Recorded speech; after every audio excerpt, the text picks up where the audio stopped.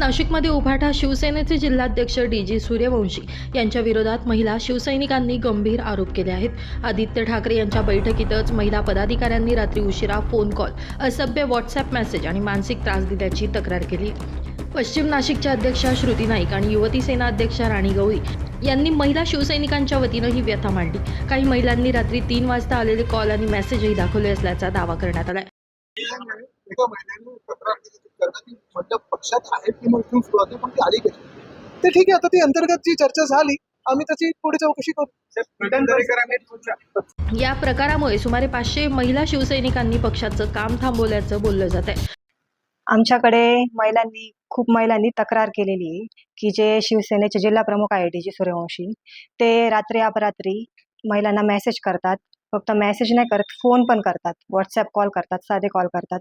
ते 12च्या पुढे 12, 1, 2, 3 असे रात्रीचे फोन करतात, घाण मेसेज करतात। अशा आम्हाला महिलांनी तक्रार आमच्याकडे केलेली होती। त्या संदर्भात आम्ही आदित्य साहेबांशी आज भेटलो त्यांना आणि आमच्या या ज्या महिलांच्या ज्या तक्रारी आहे त्या आम्ही त्यांच्यापर्यंत पोहोचवण्याचा प्रयत्न केला। त्यांनी रिप्लाय चांगला दिला। त्यांनी सांगितलं की आम्ही तुम्हाला मुंबईला बोलवू आणि ही जी गोष्ट आहे तिच्या सविस्तर चर्चा करू। कुटुंबाचा विचार करून सध्या पोलिसात तक्रार देणं टाळल्याचं महिलांनी म्हटलंय। गेल्या खूप वर्षापासून अशा तक्रारी माझ्यापर्यंत पोहोचत होत्या। तक्रारी जेव्हा येतात तेव्हा पुरावा असल्याशिवाय मी त्याची शहानिशा केल्याशिवाय ते पुढे पाऊल टाकत नाही।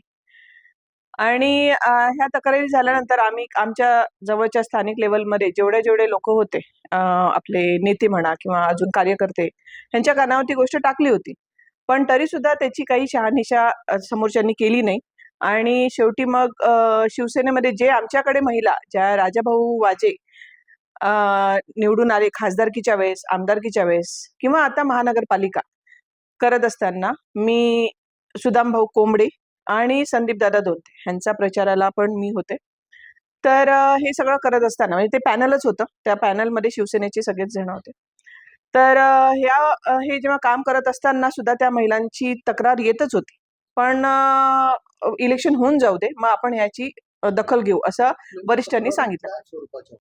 तक्रारी अशा होत्या की जो जिल्हा प्रमुख आता इथे ते निवडून आलेला आहे त्याचं नाव डी.जी. सूर्यवंशी आहे आणि हा खूप गेल्या वर्षीपासून, जेव्हा त्याच्याकडे पदही नव्हतं तेव्हापासून तो महिलांना अर्वाच्य अश्लील भाषेमध्ये रात्री 3, 3:30 वाजता दारू पिऊन मेसेज करतो, फोन करतो। अशा महिलांच्या, तो जिथे राहतो ना त्याच्या स्थानिक ठिकाणी सुद्धा 2 महिलांच्या तक्रारी आहेत आणि ते पुराव्यासकट आहेत आमच्याकडे। त्याच्यामुळे आम्ही ही गोष्ट माननीय साहेबांपर्यंत, उद्धव साहेबांपर्यंत आणि माननीय आदित्य साहेब यांच्यापर्यंत पोहोचवायचा प्रयत्न करत होतो, पण ती पोहोचत नव्हती। मग शेवटी आज तो बाण फुटला, म्हणजे काय म्हणायचं, संयम सुटला आणि आम्हाला ते तिथे बोलावं लागलं।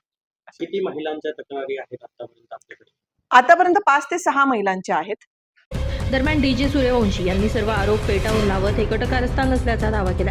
तसेच संबंधित महिलांची पक्षातून हकालपट्टी झाल्याचंही त्यांनी म्हटलंय। याबाबत आता मातोश्रीकडून काय निर्णय घेतला जातो याकडे सर्वांचं लक्ष लागलंय।